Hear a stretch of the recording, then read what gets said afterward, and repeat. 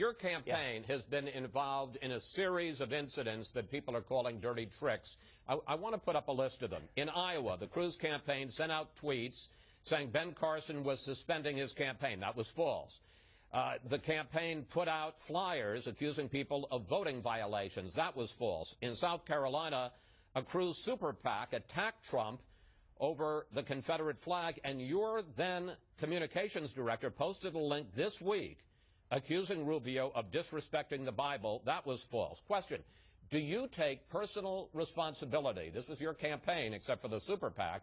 Do you take personal responsibility for this series of incidents, and what does it say about the culture of the campaign you're running?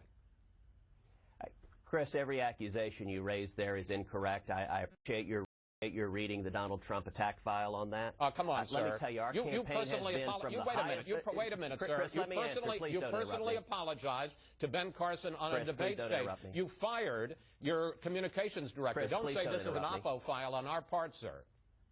Chris, please don't interrupt me. Our campaign from the beginning. Please don't say that. Accuse me of something I didn't do. Go ahead, Chris. Let me know when I'm allowed to answer. Well, don't accuse me of doing something I didn't do. Two of those things, you apologized for one, and you fired your communications director. Don't say this is the oppo file.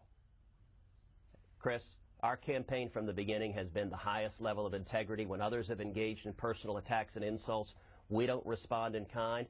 And, you know, it was striking. You just had Donald Trump on the air. You didn't ask him about the fact that he sent out a fabricated quote from Tom Coburn impugning my integrity. Tom Coburn, Senator Coburn, came out and said it was an utter fabrication, and yet Donald continued repeating what he knew to be false. You didn't ask Donald Trump about the robocalls that went out from a white supremacist group supporting Donald Trump, telling people do not vote for a Cuban, vote for Donald Trump. You know, when it comes to telling the truth and not telling the truth, you didn't ask Donald Trump about the fact that in the last debate, I asked him, true or false, you support socialized medicine, the government paying for your health care. He said false, and it's directly contrary to what he said for 20 years on the record. Listen, Chris, the facts matter. I understand that there are folks that don't want to focus on the facts, but listen, the voters care about the truth. They care about Donald Trump's record of giving it. Senator Cruz, we're flat out of time. First of all, I don't think anybody's going to think I did an easy interview with Donald Trump. I asked him about plenty of things. If you want to ask him those questions, guess what? You'll get the opportunity at the Fox debate on Thursday. Thank you. Thanks for making time for us on this very busy weekend, sir.